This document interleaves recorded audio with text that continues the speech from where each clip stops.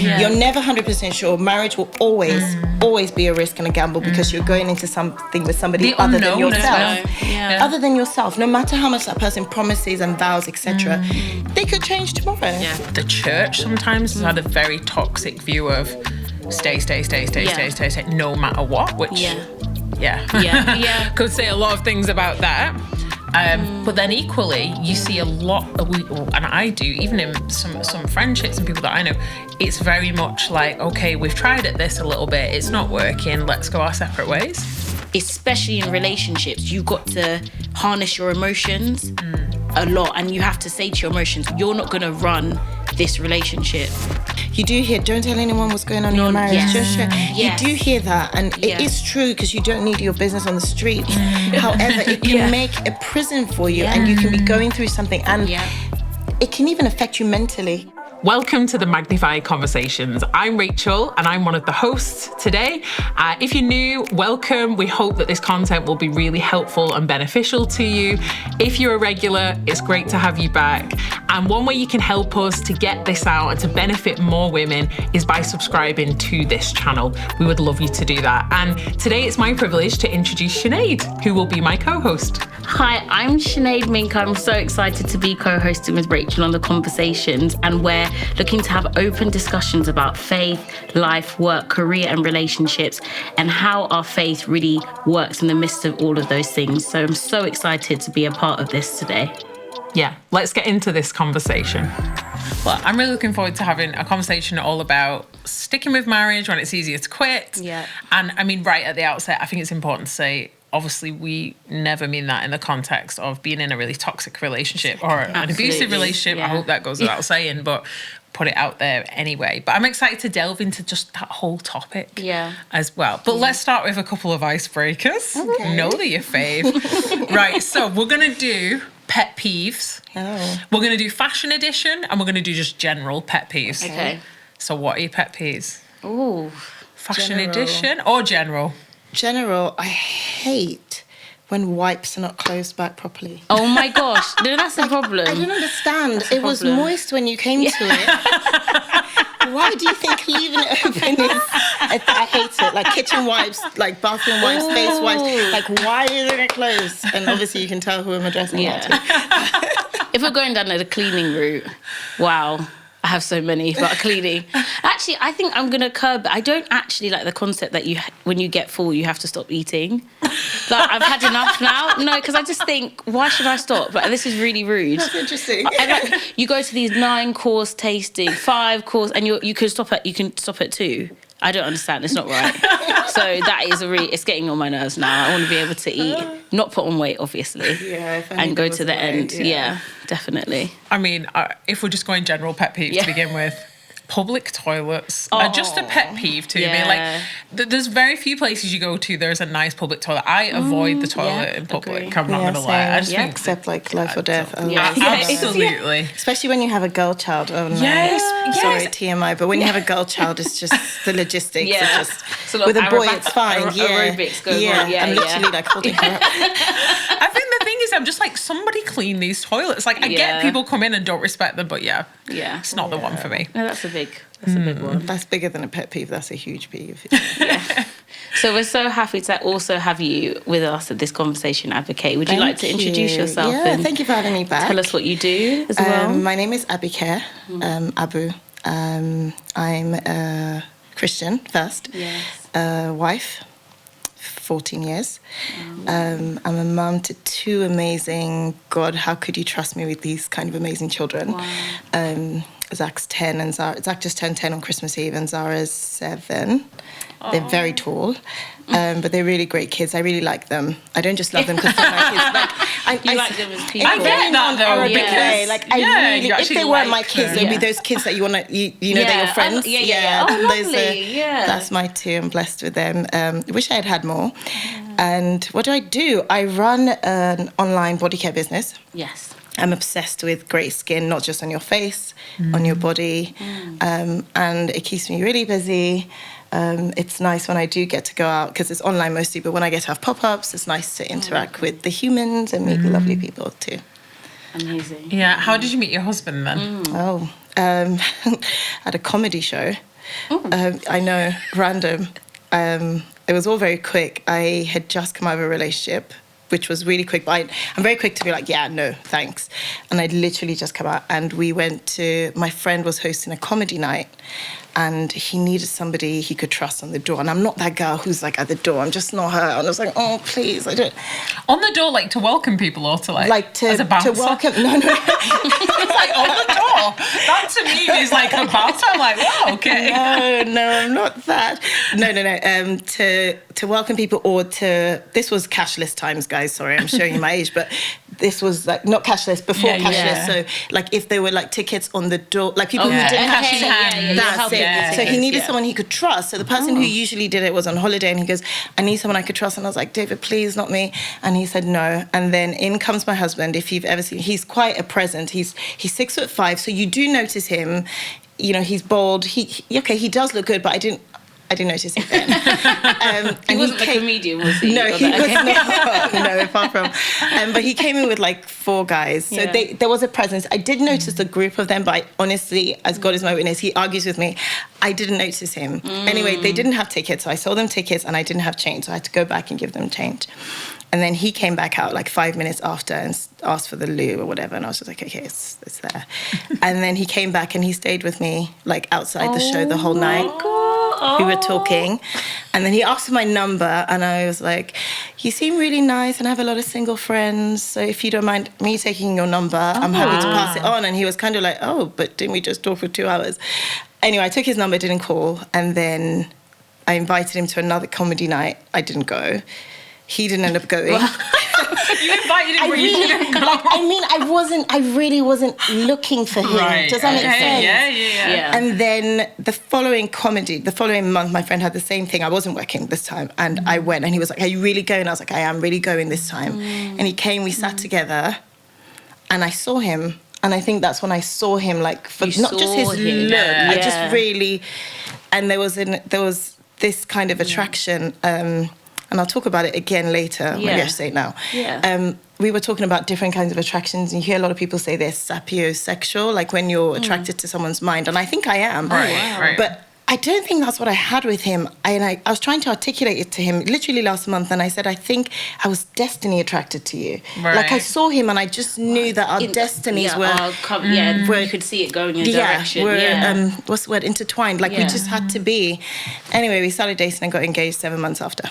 So how long was the period between when you got engaged and then when you got married? Exactly a year to the day. All right. Yeah. Wow. A year to the day. Intentional.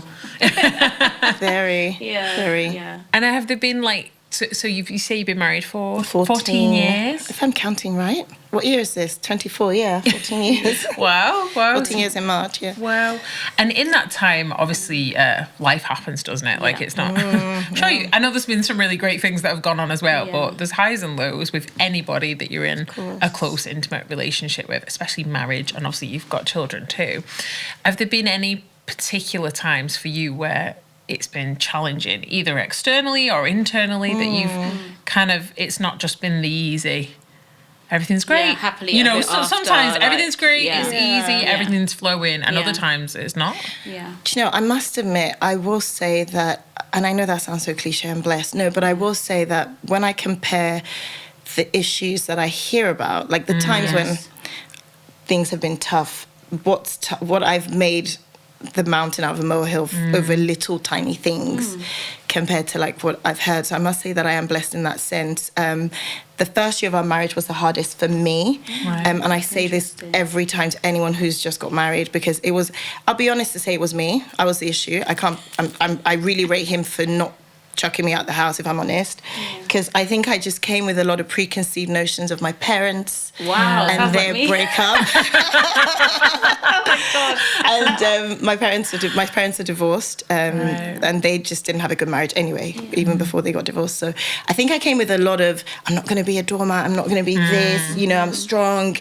And I think it took me a while to see that he wasn't there to threaten my strength. He wanted my strength, which is why he chose me in the first place. But there was a lot of dying to self that first year. I picked on every little thing, if I'm honest with you. Yeah. I did. It was awful. I really was. And some of it makes me cringe. Like, how could you fight over the insert of the loo roll? Like, that is my current. I'm not gonna lie, this is my current struggle. Right. Like, why do you not? This is the stand. Put it on the. Well, no, mine was when it's like done. throw in the bin. When it's done. Oh yeah, when it's done. I'm not even fighting. But you know, I laughed the other day because too, I walked into the bathroom and I was like, I left one. Oh. And I had made such a. Those are the kind of things that I made into big fights. Yeah. For no reason. My goodness. I've learned. Yeah. I learned fast. Yeah. And I loved his patient.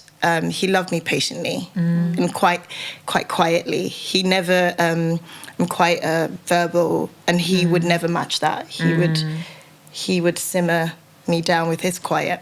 Yeah, he's a good match. Yeah. What were your first years like, Rachel, as well? Just being married. How long have you been married? 10 years. 10 years. 10 years. Yeah. So it's not been a long time. I feel like it's gone really quickly, but quite challenging, if I'm being completely honest. Yeah. Thankfully, I'm also married to quite a patient person. But I just relate to what you're saying, Abiké, especially the first few years. I do believe, like, you know, people say, like, not everything is worth fighting for. I'm like, in my personality, I'm like, no, I do think a lot of things are worth fighting for. And I don't just mean, I don't want to just be, like, raising hell all the time and causing a fight. But in my personality, I'm quite justice orientated, and I quite often see a right and a wrong. So I'm not saying that's wrong in some situations, but I would like fight over every little thing. So the insert of a toilet roll, the big thing for me, and Dan, my husband, is also really tall and he has massive feet, and he leaves his shoes. He just always left his shoes in the middle of the room. But that, for me, that was, and it sounds funny and like a ha-ha, it was literally a bone of contention for so long. Things like that.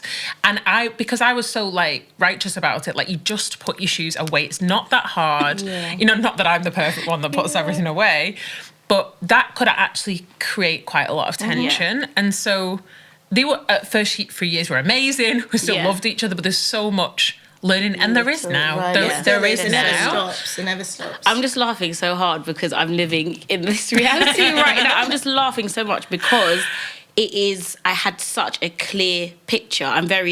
This is how I want things to go.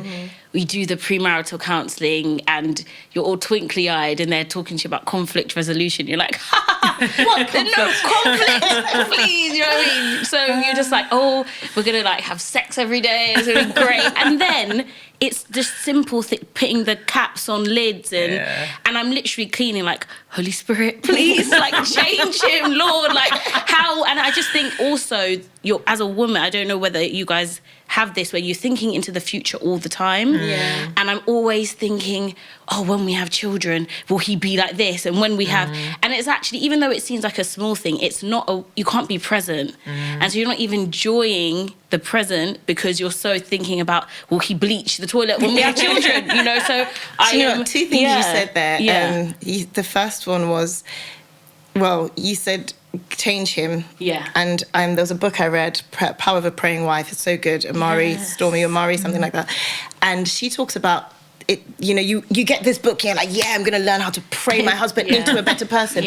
And it really is all about you. Like, because what I learned, and the second thing was, what I learned about the loo and the caps and the toilets and all these things was, or the shoes, Dan. I love how you're calling him out the toilet now. I hope you're listening. I know. But he hasn't done those things to upset you. Because I would think you know, in your naivety, you think, do you wake up in the morning and think, how am I just going to irritate her? And he hasn't. I think he does. It's just, he hasn't, I promise. He hasn't. He's just, they will or may not learn to do the things that, you know, make you happy. But they're not intentionally doing those things just to upset you. Well, the good ones aren't. You know? So I think that really helped me was this isn't a personal attack against you. It might be a personality flaw or just even a trait. It might not even be a flaw. It might just be a trait that you think is a flaw because that's not how you would do it. So for me, it's continuous, present continuous. I'm really still in it, is learning about myself and making myself more I want to be more patient. Yes. I want to learn to have that, you know, more resilience and not be so upset about everything. It's funny because I was always taught marriage is a magnifier. So marriage and money, you just get, when you get married, it's more of that thing beforehand. And I remember our sort of premarital counsellor said that focus on the things that you fell in love for, because those are the things that will keep you, but then those could be the things that when you're married also drive you crazy. They quite often the thing that you loved before. I've heard this before too. I've actually seen this play out in myself. The things that I was loved about Dan before we got married, when we were married, I was just like, that's really irritating. It's a magnifier, like, I don't like that. You're too laid back. You're lazy. Why don't you care about this as much as I do? Exactly. But it can actually be some of the reasons that you were even attracted and brought together in the first place can become the really irritating thing. That's such a good point. Which just shows you attraction alone is not enough. No. Oh, gosh, attraction alone is not. I mean, it is important, and with a lot of people, your attraction can and should grow when you get to know them beyond just how they look, because especially, like, I don't know, as you get older, the looks aren't gonna stay. I know I don't look the same. I'm grateful he's still attracted to me, thank God. But I knew I'd be more attracted to him, because I just knew that when the silver starts coming in, I always knew it. So now I'm just like, but to say that attraction alone can't keep you, because if a man was married to a woman just based on how she looked, and then she got pregnant and she didn't look like the Instagram pregnant models, she looked like how some of us looked, what then keeps the marriage? It's so important what you're saying, even though it's something we hear all the time.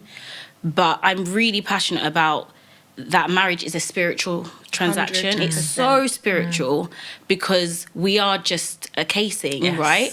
But when you're trying to explain to people, you know, oh, he's not my type, and the type you need is really someone who will be down on praying for you, or, you know, when you don't have the strength to go to work, they're able to fill in. And obviously you can't say that on the first date. Do you have the fortitude to back me up? But I think it's such a shame, because unfortunately dating only gives you that process of just, okay, I like these pieces, how will it go forward? But when you're looking for these strong character traits that are going to help you through difficult times, these are the things that you have to really pray on and just, you know, ask the Holy Spirit to show you, oh, is this someone you see helping? Because the Holy Spirit, I always say, has been to the future and back.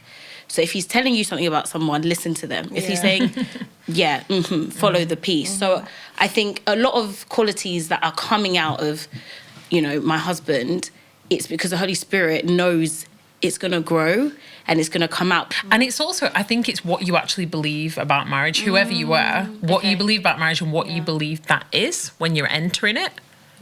As well. So if you think, this is just, we fell in love, we're gonna get together, the natural thing is just to get married, like that's just what people do, or we've been together 10 years, it's the natural progression, and that's just something we want to do, or we want to come together. It depends on what your understanding of marriage is as well. And I think as to why you get married, and actually what you see about it moving forwards as well. So what are your values? Like, what's something that you're like, no, that's it, it's over, or no, I'm gonna, you know, most people hope they're gonna stick at it forever, right? But that's not always the way it is. And I think both the church sometimes has had a very toxic view of stay, no matter what, which could say a lot of things about that. But then equally, you see a lot, and I do, even in some friendships and people that I know, it's very much like, okay, we've tried at this a little bit, it's not working, let's go our separate ways. Wow. And there's great pain in that. I don't think there's an easy out. Like, I think staying in and working hard at things is really hard. I also don't always think leaving is the easiest answer, even when it seems like it is. But there's what I'm trying to say is there's so many strong views on what marriage is and what it isn't. I think what you're saying is it's the foundation, isn't it, of why we start. So for a believer, it's we want to fulfill our purpose together, and maybe for a non-believer, it's I'm in love with this person, and the pursuit of both is hard. The pursuit of purpose is hard. Like Paul was like, I fought a fight. He didn't say, oh, I paddled through on like a cute yacht. You know, I fought a fight. So it's still that you have to fight to deal with your emotions, to forgive people.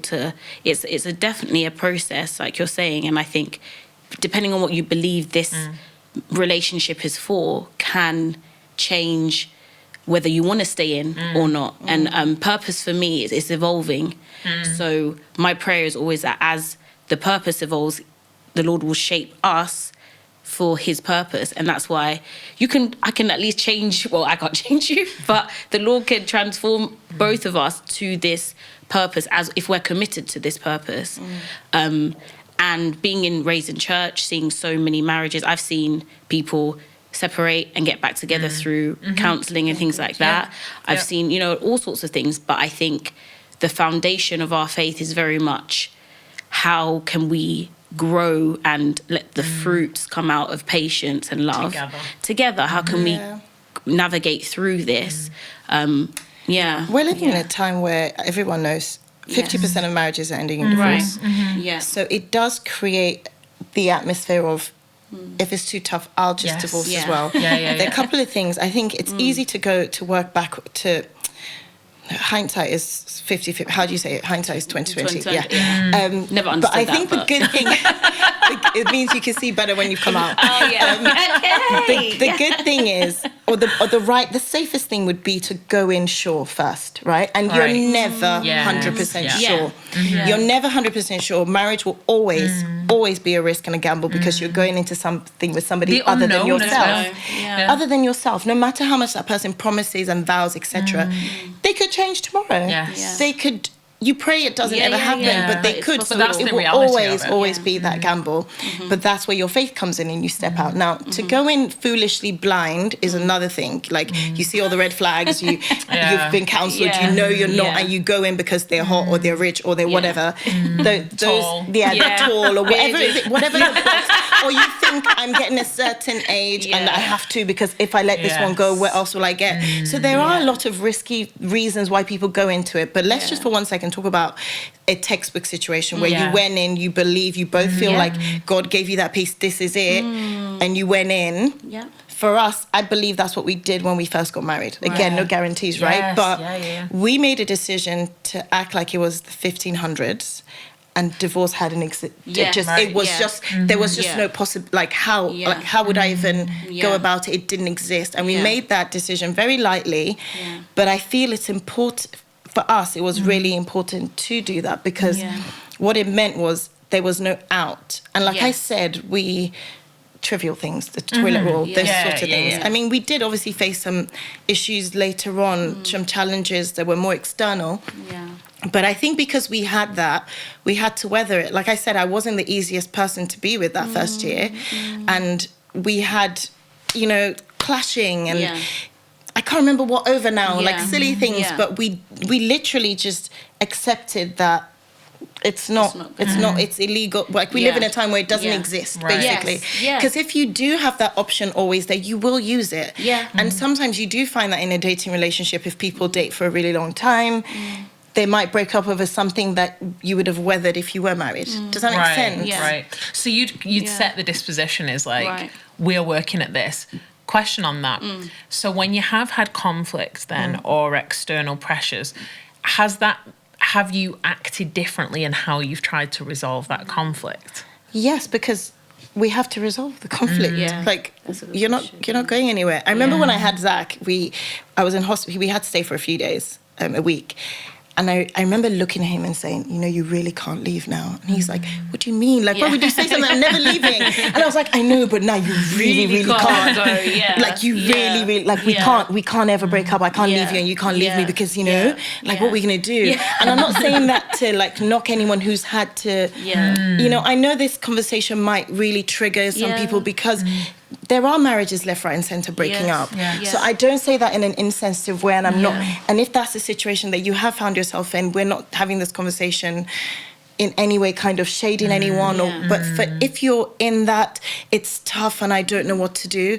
If you believe God ordained both of you to be together. You took vows. Yeah. Like, there are ways. Yeah. For us, one of the things that really helped was we had, first of all, we go to a church that I believe they have such a strong anointing on marriage. And so you're hearing that constantly. Yes. Right. You know, don't isolate yourself and think you're going to have this amazing marriage just coincidentally.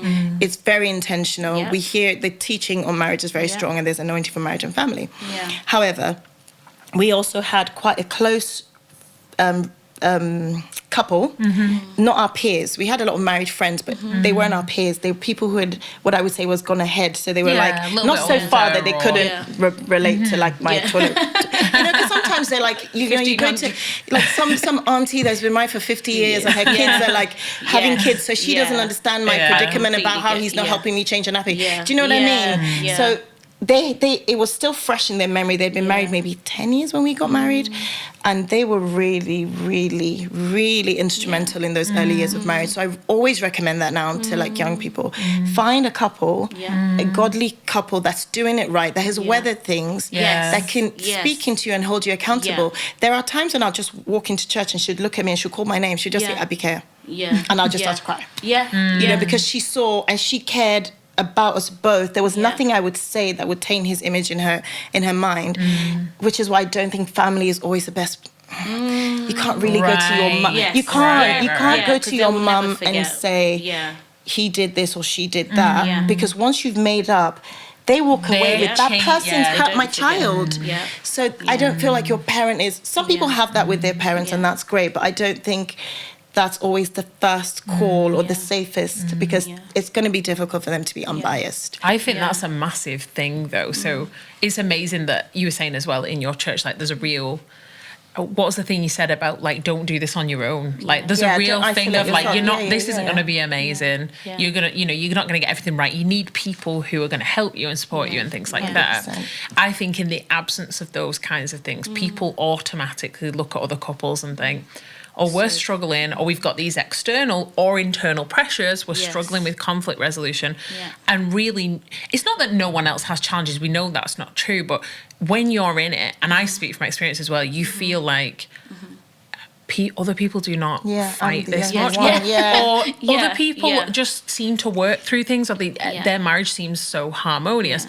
Now, being someone who works with people as well, I know that's actually not true, but you kid yourself even in that to think everything's okay. And the only way you break that is by having like those kind of couples, or you can either look up to or side by side and be like, in a safe way and in a vulnerable, safe space, go, this is really hard. But I also think that's not fodder for everyone. And the family thing is so interested in that. And how other people, are they mature enough after you've spewed your guts about everything that's going on is it to handle? Are they mature enough to handle and see there's two sides to every story, there's difficulty, you know, and they can still see you as you are and still believe the best for you without I'm not sure about him anymore, he did this, or... And is it a confident, is it safe? Can you trust them with that information? Is everyone else going to hear about, you know, the stuff that you're going through? It sounds like this is an environment where somebody advocates for marriage and that you're trying to put yourself in. And I think,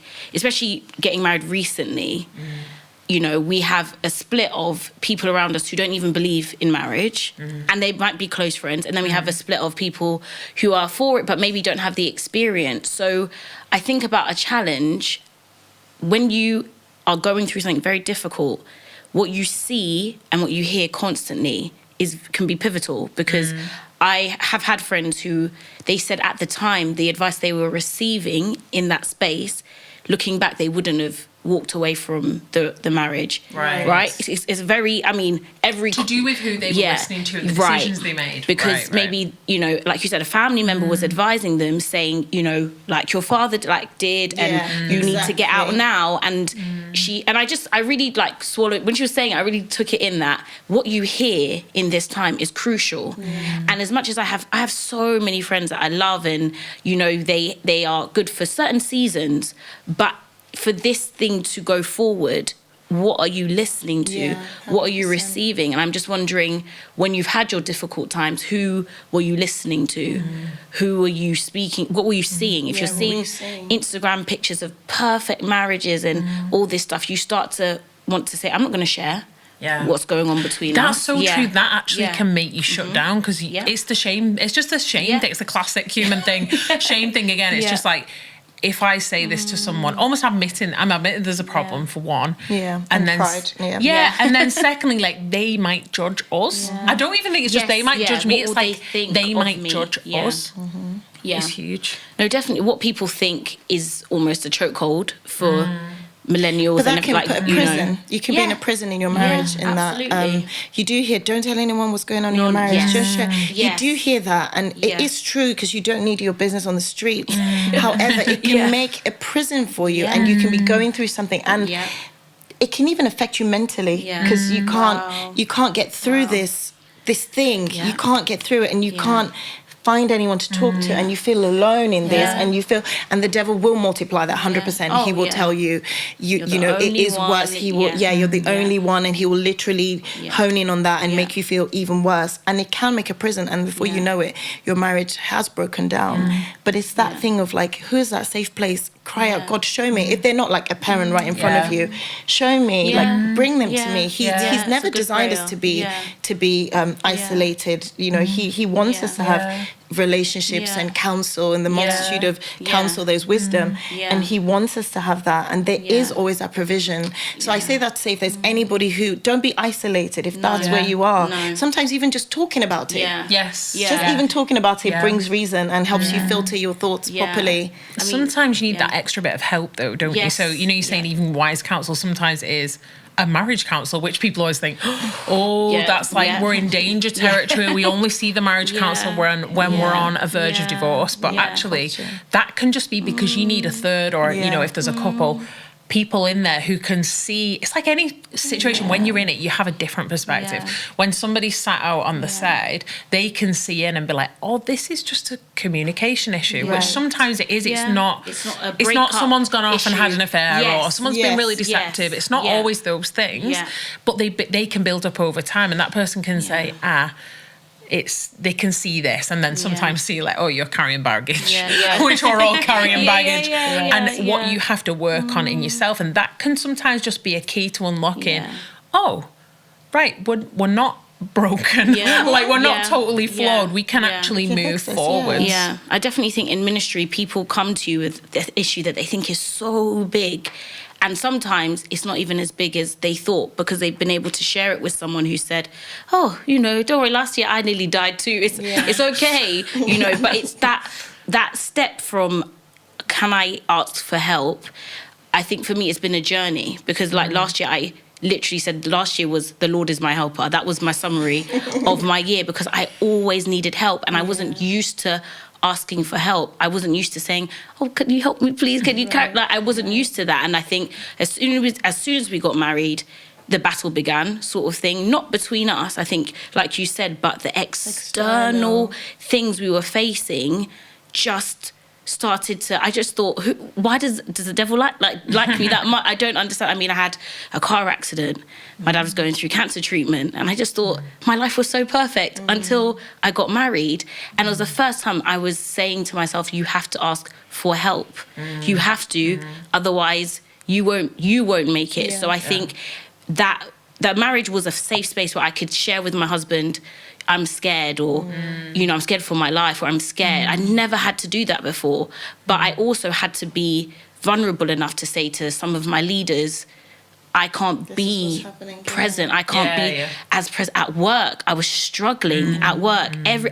Couldn't even, people would be talking in meetings, and I'd be thinking about everything, so many other things. And then they said, do you want to see a therapist? And I thought, me, like you want, and I just thought, well, my mum's a therapist, I don't need the help. And then I think after the car accident, I was like, where's the therapist? Right.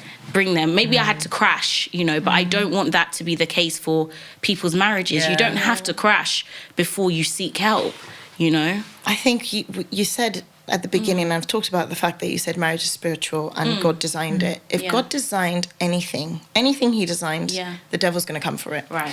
So you said right at the start of your marriage, you got married and you just felt like, because he despises it, the enemy despises the unity, because that unity of marriage is like no unity of any, and the power and the force that you can accomplish as a married couple spiritually is way bigger than any other relationship ever, not even mother and child. Or father and child. So he hates it. So he brings you what seems like conflict or external, because his goal is to break it up, which is why there is no surprise that divorce is so high. You can't be surprised. If you're aware of things spiritually, you just can't be surprised that it is high. Of course it's high. Of course he hates it. Of course he's coming for it more than ever. And that's just not in the Christian world, all over. It's so high because he really despises it, but it doesn't have to be. It doesn't have to be, because if you really understand that God designed this to what he designed it to be, and the purpose that your marriage has, and the fact that you have children, and what your marriage does to them and their destinies, you have the fight to weather it. Because that's what you need. You need a fight to weather. You need that fight to say, right, I want to intentionally have a good marriage. Because most people think, I'm just going to wake up 20 years married. Oh, wow. That's been a fun 20 years. Renewal, No, it's intentional. Like every day, what am I... And I'm speaking to myself, because it's every day, what am I doing? What am I modeling? What am I modeling to my kids? Like, what are they seeing? And how am I making this better? We do that with everything. We do it with our bodies. We need to go to the gym. I need to do my hair. I need to do my nails. I need to buy clothes. We maintain all this. You do it with work. What training course are you going to? But with marriage, why do you think you can get away with just coasting? You need to intentionally do that. Like, go to courses, go to seminars, do things, date. You hear the date night, whatever. But do it. It's maintenance. Talk, have conversations, because it's very easy to become flatmates. Especially when kids come in. It's so very, Both very of you are like, easy. yes, so I'm like, Because you have the children. It's very logistic. It's like, you're a team as well. You're a team, and you can be really good flatmates. Like, oh my god, they get on really well, but you're just flatmates. So true. But I want to know what you both think. Where those pressures have really come into a marriage, and it's like, I'm not saying people are ready to quit, but it's like, this is so hard. Like, not sure, can we overcome this? Are we going to keep hitting this hurdle? Especially where there's been a break of trust. Like, do you think we can trust again? I just wonder for couples that are in a place where things are difficult, because I've been there as well, and you may be not on the verge of quitting, but it's tough, and over a long period of time, it's like the difference between a sprint and a marathon. Like, if you think about something lasting, like an endurance race, a marathon takes more out of you, and the more and more you do it, sometimes the more tired you become, and you need some kind of rest or refreshment. For couples that are maybe stuck and wondering how to get through, do you think it ever works if one person is fighting for the marriage? So hard. I mean, I'm not just trying to put you on the spot, but I always question, like, if you're both willing to fight and work through it, I think there's a really great chance, because you're both willing to focus on yourself, work on yourself, and that puts you in a great position. Although, like you said, you never know what's going to happen. But if one person's fighting and the other person, it might not be that they've checked out, but they've not really got that same intention. What do you think? Do you think that can work? I think it's two things are sort of running through my mind, because there's an individual kind of mentality that people might have in a marriage where I know what I'm going to do and that fight. But then as a believer, you're trying to conform to the principles of the word that tell you to commit, that Jesus is a finisher. You better finish, what you started. And I just think if one person is fighting for that development, they might be able to have this grace, but it is going to be very difficult to keep working, keep going through, when you don't see any change. But then that's a thing you're with your eyes. You don't know what you're encouraging or what you're teaching other people. But I think it's a very personal decision. And when I say personal, I mean between you and God, that I'm going to do what you say. It's more about your obedience to God right now. That I think that if you're having this ongoing dialogue with God, I'm going to stay committed to this process. You need to lead me. But I think sometimes a lot of us haven't actually had that honest conversation with God, because in our individual, we're like, I already know what I'm going to do. So God, if you tell me anything different, I don't want to hear. So we stop hearing. And this is not just in a relationship. There's so many things where we don't want to hear that we might have to push through. But it's easier said than done, right? It's so easy to say, oh, commit. My mum was married for 50. I think my parents married 40 years now. Wow. So I'll be like, I don't have the same environment as they had. When they got married, it's a different marriage, and I think that and always it's a different comes down marriage. to- Different time. Yeah. I think it can. I think one person can fight on behalf. Obviously, if the other person like legally files for divorce, and you've got no choice, you've got no choice. But I mean, you can't. Look, I'm always going to go from God's angle, because I love marriage from His perspective. To be honest, because He designed it. But you can pray it through. Until you can pray that person to a place where they want to work at it. And I think if one person wants to call it quits, one person's had enough, maybe they've lost attraction, they've lost zeal, they've met someone else. Oh Lord. I can't speak firsthand on that, but I can only imagine that you first of all have to deal with your hurt, because you've been betrayed. There's pain, there's that, so you have to first deal with all that first, and then you can pray for wisdom. You can pray for that person's heart. Something really, really trivial that I always think about when I go to weddings. I watch that first dance moment, and I think, how do you go from this moment? Like the first dance is such a telling moment, you know, and it's so precious. No one else is in the room but these two people, and they're sharing something in that moment. It's not just the song. It's if you watch them, it's something. And how do you go from that moment to screaming at each other and slamming the door and I'm out? Like, what is that? So sometimes I remember even saying to him, since we've been married and we go to weddings, I would say, I wish you could capture this feeling and just have it like, so that when it gets really tough, you could just like have a sip of it. Just, you know what I mean? Just, like an energy drink. Just to take you back there. To that, it's, for me, I just feel like that's such a pressure. I'm not talking about dating and falling in love, no, but that... That's after you've done the vows and and then you're dancing in this moment. For me, I think it's flashbacking. Like, okay, how did we get here? Where did we begin? Right. What do where we need did to we return begin? to, maybe? What do we need to return to? God, take us back to that, because out of that love is the answer to everything, and not love the eros. Love in the agape, love in the unconditional. I love you through it. I love you through the hurt. I love you through. That's what's going to overpower and override every obstacle, every hurt, every betrayal, every harsh word that's ever been spoken. And for the other person who doesn't have the zeal, once they get that back to that love moment, they can then reconnect. And I don't know if I'm articulating what I'm trying to complete, but I really feel like it's that. If we can just capture that and remind ourselves of that, because life comes so fast. You're busy with work, you're here, you're traveling, you're this, you're that, and you've got kids, or they're running around, or maybe you don't have kids, maybe you're trying to have kids, and the battle that is, and the financial strains, and so many things have come at you, and they've eaten away from that moment that you had on that dance floor, and it's so far away. And how do you get that back again? How do you reconnect again to that point? I think when you were saying about what you really believe, what you believe about marriage and what believe about the ability to love is going to be able to take you to that place or not. And it's, when you get saved, for example, people get so excited, oh, I've just accepted Jesus, oh, he's amazing. And then over time, you know what I mean? Things come and you say, is God really real? Is his love true? And it's a similar relationship where you have to rehearse that love again. You have to discipline yourself and make decisions that I believe that I have the capacity to love. I don't feel it, but I believe that I have the capacity. In marriage, you have to choose love as well sometimes. You have to.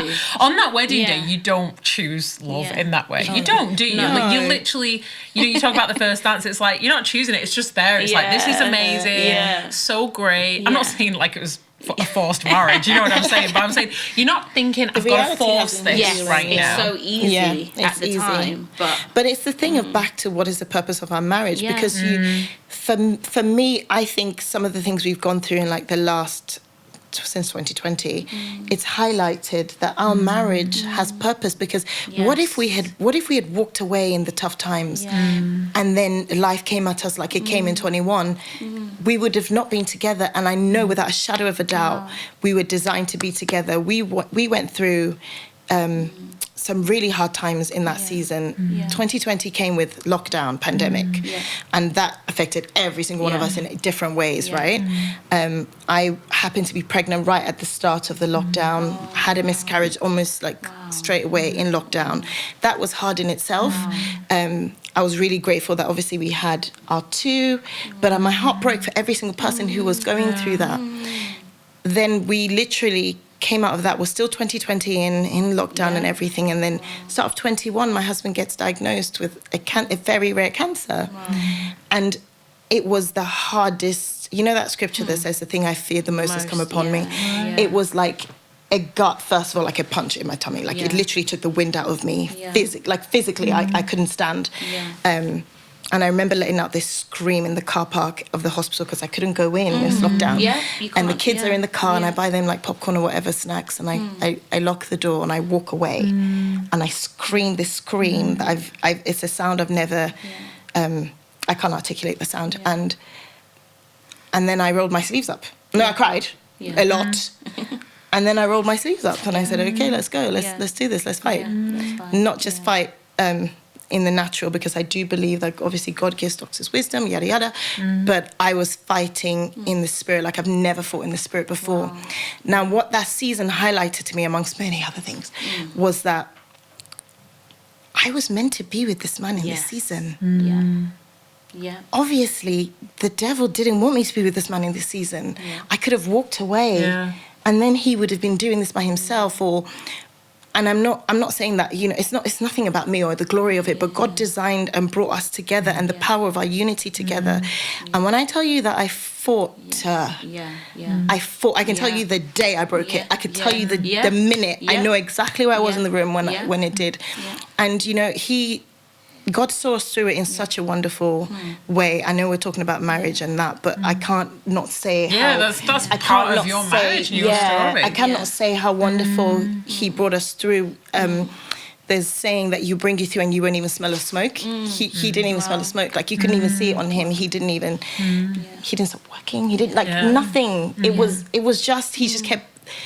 What's the word? Baffling the doctors every time I would go, you know. And when you get that final all clear, you know, it just cements you so well together, because you just know that your marriage wasn't about the two of you, and it wasn't about the holidays and Thailand and all the wonderful places we'd been. It was so much bigger. It was so much bigger. And I look at my children, and I know that marriage is about destiny. It's not just a feeling or an Instagram wedding. It's huge. It's awesome. Huge. It's so huge. Like, kingdom wise, it's so powerful. And the legacy of people who saw us through that, the people who walked with us through that. I think as well, sometimes maybe before we're married, or just with our peers who maybe want to be married but not yet, I think that is we look to like the holiday and the good times. We never it's weird, but we never really picture ourselves in the hospital room or somewhere else. That we don't picture the bad times. It's weird. We just picture this in general is probably going to be good. And I'm quite a realist, so I knew we were going to fight when we got married. I knew it because we'd already been doing it while we were dating. But you don't picture those really significant times. And so if you're kind of choosing a partner who maybe you want to stay with and be married with based on all the good times and not how you think will they be there, like at the hospital bedside, it's like, what is it built on? Like, on all the good times, it's easy. We can all be on our best behaviour in the good times. We can all do good things, say good things when things are good. When they're not, like, who's there? But, you know, for us, the bad times were good times. Because it was in those moments that God fashioned us. Yes. You know, it was in those moments that he cemented our faith. It was in those moments that I saw my husband rise into a giant. It was in those, that hardship that he used. So bad times, yes, they're tough. You don't want it, you wouldn't wish it on your enemy, especially when it comes to health. Whether it be a spouse or children or anything, like good health is the one thing you want or pray for. But even in that, God shows himself so strong in you, and you become. You know, you're present continually becoming, but you become something else. Like, I'm not the same. Like, talk to me nice. I'm not the same person in 24 that I was in 20. There's so much growth and strengthening and cementing.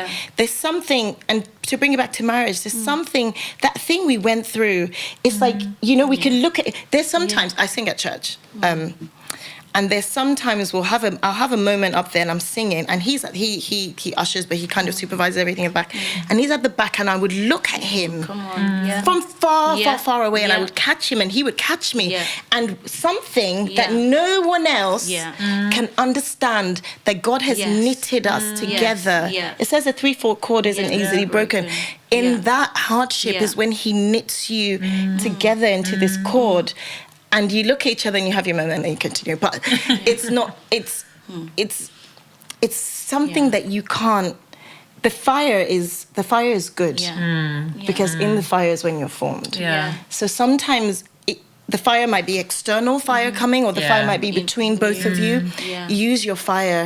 Use your fire. In Isaiah, it says something about every blood-stained garment will be used as fuel for the fire, because when it's being soiled, it's awful, it's painful, there's death maybe, but God will use that for the fire. And we're so far from perfect, and I'm not saying that that's the only hardship we'll ever be in, but God, no more. But it's just, he uses it, and he makes it so beautiful after.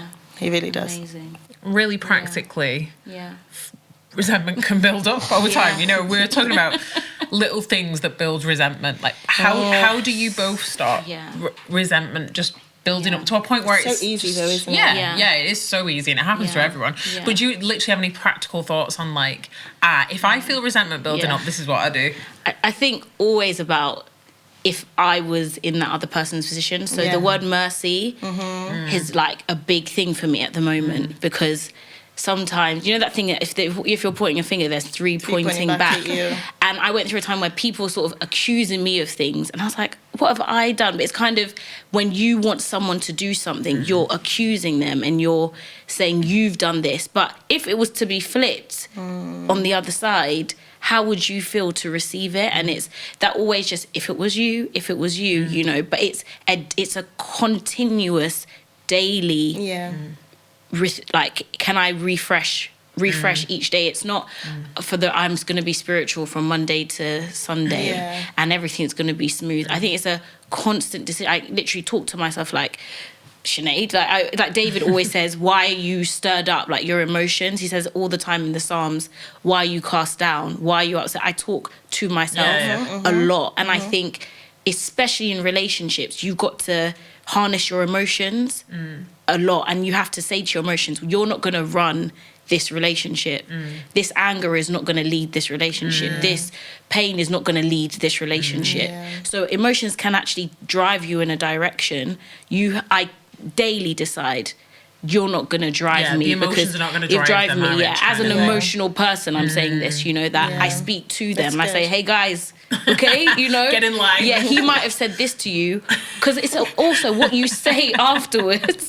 You know, like he might have said, I don't like your hair. Okay, but what I'm about to say, I know, but there are some crazy people out there, you know. But what you then say, because a word, and so many relationships break down over things said. When someone says something to you, it's like, can you believe this person spoke to me that way? Just words. So it's even, you're guarding your tongue in practical, just things that just write it down somewhere. I have a lot of fights in the shower by myself. I have a lot of fights with people. Oh yeah. I just do it in the shower because no one can hear me. Ben can't hear me. So I do a lot in the shower with God, and then I come out, because I know if I say what I really want to say, Yeah, it's going to cause damage. Yeah, it's going to cause... And, you know, you didn't intend to cause damage, but it's spoken now. It's said now. So definitely in a practical space, it's really speaking to your emotions, thinking before you... Just words are so powerful, you know, and saying, I love you, I forgive you. It takes a lot sometimes just to say those words. I forgive you. But it will heal someone that could... Things that could go on for years. It could be healed by I forgive you. Yeah. So definitely what you're saying is just really important. You can do that every day, you know. A practical thing I do is I tell myself that I love him. Right. I just remind myself, but you love him. But you love him though. Through gritted teeth sometimes. No. I just remind myself all the time. I say it when he's done this, but you love him though. Awesome. And what does that sentence mean? I love him, not I love pizza. I love him, so you know, the patience and the kind and the long suffering, but I love him. And I just remind myself. I don't say it out loud. Like if he hears this, he'll be like, you say that? Yeah, I do. Just to remind myself that I love him. For me, it would just, something that I've learned is I'm quite a, like, let's get it on the table and deal with it type person. So I'm not naturally passive aggressive, let's let everything build up. But I just notice little things can build up. And because I've made a choice as well, like literally choose your battles. Like not everything is worth a fight. Sometimes I let that go too far before I speak and just say, can we just chat about this? And I think it's all about your approach. Like, you know, you were saying, Abiké, like if I love my husband, then I'm going to approach him in a certain way. Like, how would I want to be approached? Would it be like, I just need to chat to you because there's so many things driving me mad? And like sometimes in a gentle way, it is like that. But I think being able to communicate well and communicate fairly, knowing full well that I'm not perfect. You know, you said about the three fingers pointing back at you. Like, I'm fully aware. I get things wrong. I've said things wrong. So I'm already cognizant of that. I'm not just like, right, let's talk about everything that you've done to annoy me for the last 2 weeks. But I think a really practical thing is having the trust and the relationship and to allow your defense barriers to come down. So you can both just say, is there anything that's frustrating me? Is there anything frustrating you about what I'm doing at the minute? That's literally just a conversation. And then you can quell all of those little things that build up and be like, okay, I'll work on that. Let's carry on. And let's not be... It doesn't have to be this big monumental conversation. It's just, let's touch base. We're not alone in a Christian marriage. It's not just you and him. There's, you know, you have the Holy Spirit, and I use him a lot. Like I ask him every second. And one thing he said since my first year of madness, I just hear "not now" a lot. I hear that a lot. Right, well, don't. Like, I want to say something, I'm watching it and I just hear, not now. Don't say it now, Because he knows what I don't know, right? The Holy Spirit knows what I don't know. The Holy Spirit knows how he's feeling at that time that I don't, or what's happened that he hasn't even had a chance to tell me has happened at work. But no, I'm going to tell you about your life. I hear not now. And sometimes the not now might not even be about him. He might be in a good place, but maybe it's me. Maybe I'm too volatile. Maybe I'm too... riled up at the moment, and I need to simmer it down so I can communicate it in a way that you can understand. Don't always nail it, but it's those practical things. I'm thinking of people that sometimes even something that they're grieving as a couple and has caused a distance, you know, between them. Sometimes. You know, how to have a conversation about that. Like, how do you come together, because it's something that might have hurt you both. How do you both come together and have those conversations? Because grief is so complex, it affects different people in different ways. But I'm just wondering what you both think about together. How do we grieve? Or, it's a good point, because you do hear people split up when they've lost a child. You do hear that either of them have done. It's just the grief that they both couldn't. I don't think I have an answer. I've not experienced this personally, but in my own family, I've seen this. Where there's something very, very, very difficult that's happened. And it's external to the marriage. But because you're people and you're affected by what goes on, it's almost like the thing you struggle to talk about together. Right. And I honestly don't have an answer. I just think it can be... Sometimes you know, like when you're in the middle of something and you're both dealing with the hard emotions around it, and it's not even to do with each other, that can be so hard that almost it's too painful to speak about because it makes it more of a reality, and you can be at different places with it as well. So I don't even know that I have an answer. I think coming to God together, coming to God together practically is a way you can keep that. You can continue so consciously overriding how you're feeling and saying, okay, right, let's pray together. let's do it. I don't mean like a formal, right, let's kneel down, but just constantly doing it together. Because that's sometimes you don't have know where to begin either, do you? You don't have the words to kind of express when it's grief, especially when it's deep grief, or you're grieving for a person or a very serious situation. Sometimes you don't know where to begin. So it's coming together, because where we fall short and where we can't, we don't know what to say, he does, and God does, and God will finish what you can't. That's awesome. Yeah. Should we do some audience dilemmas? I love these. So some of our community have written in just with different things to do with feeling like it's time to quit the marriage, or like how do you work through it, all of those things. So let's do I'm going to do this one, and then Sinead, do you want to do one as well? So someone's written in from our community and they said this: I've been with my partner in total for 5 years and married for 2 years.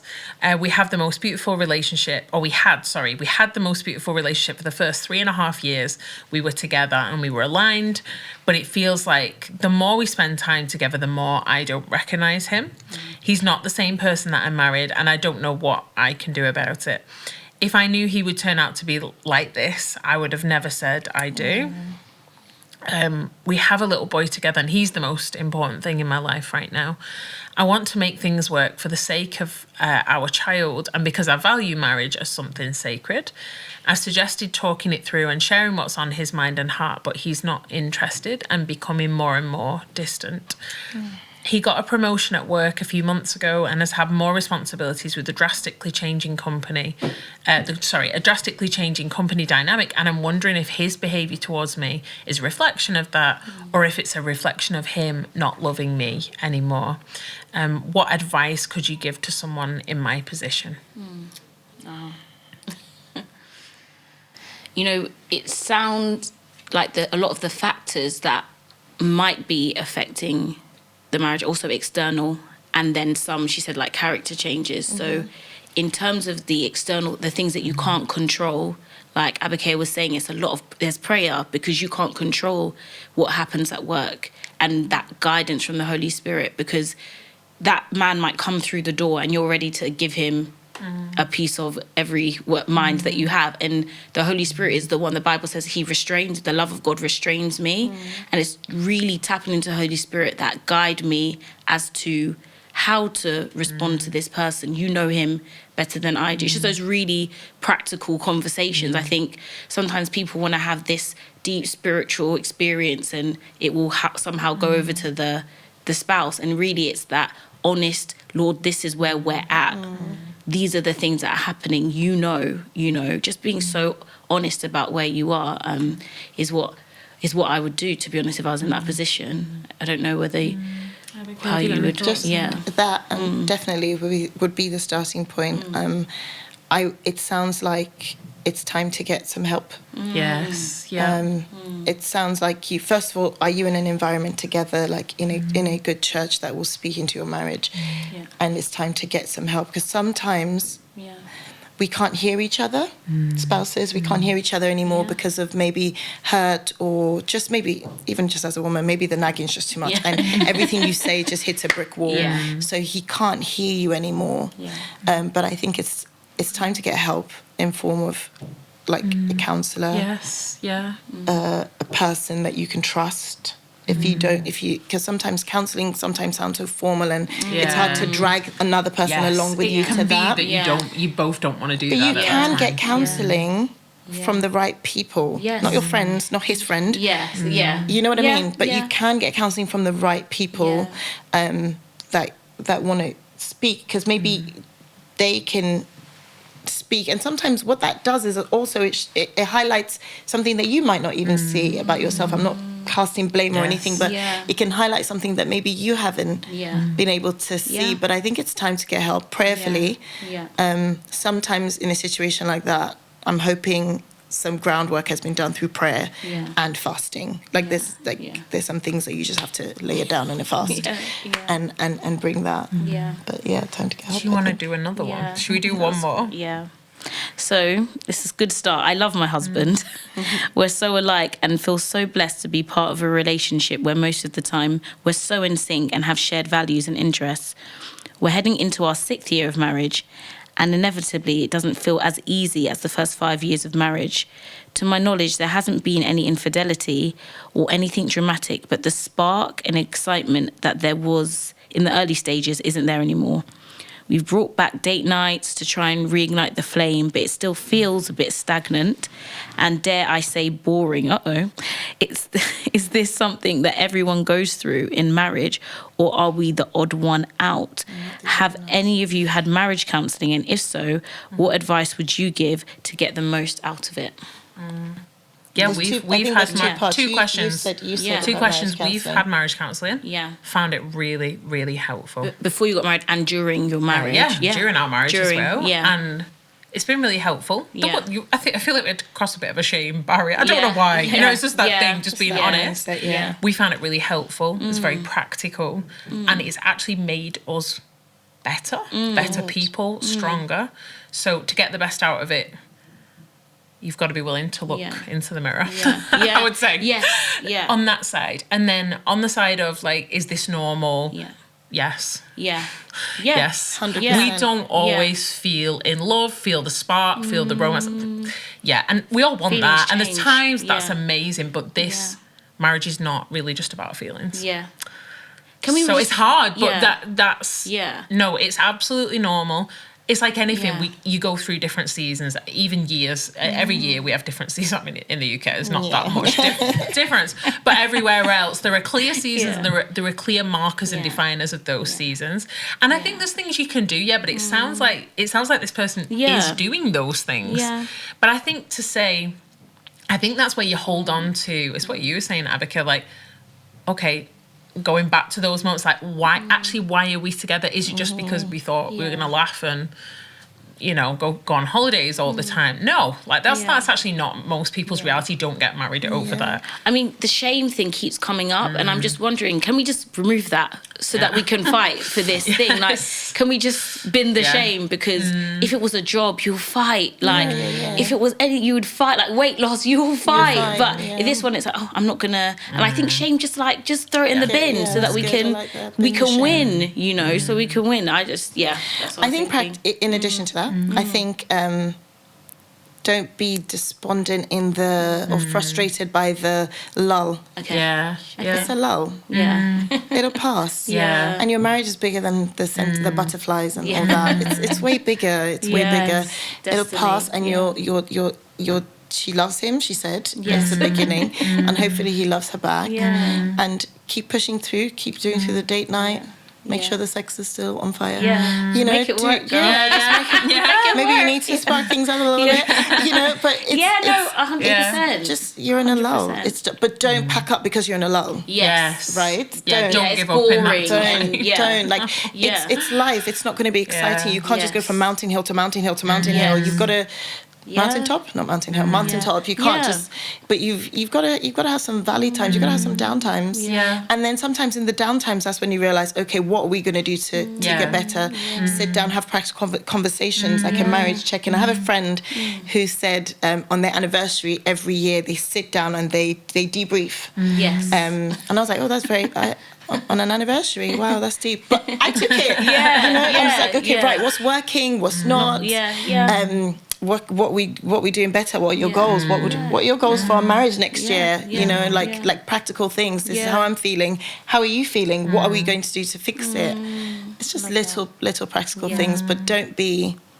There's also the side of marriage that is just companionship and friendship, and we frown on that like it's a bad thing. It's not a bad thing. Not at all. It's not a bad thing. There should be, and I remember COVID being that, well, before the second half and the drama, but the first half of COVID, even through the miscarriage and all that, it was very friendshipy because we weren't rushing around like, oh, we've got work and pick up and school run and this and that and Sainsbury's. You weren't doing any of those things. You were just chilling. Yes. It was very friendshipy in a good way, like just chilling and being. Yeah. So we don't need to frown on that. It's not everyday Instagram holiday. Just thank you. Just be. Just be. Just be. It's okay. It is. It is. Abiké, thank you so much. This has been a great conversation. Fantastic. And obviously, lovely, ladies. We're a community, so we want to know: is there anything you're working on at the minute? Is there any way you can support your business? Like, just give us Oh, check out my business. Yeah, Definitely do. Where can we find you? We are online, bixiepods.com, and on Instagram at bixiepods. Give us a follow, check us out. What's your favourite product? Oh, gosh. I'll be honest. My favourite product is my Didon body oil. That's my favourite thing I've made. And every time I use it, I'm like, did I make that? Like, it's just so... I did that. It's so good.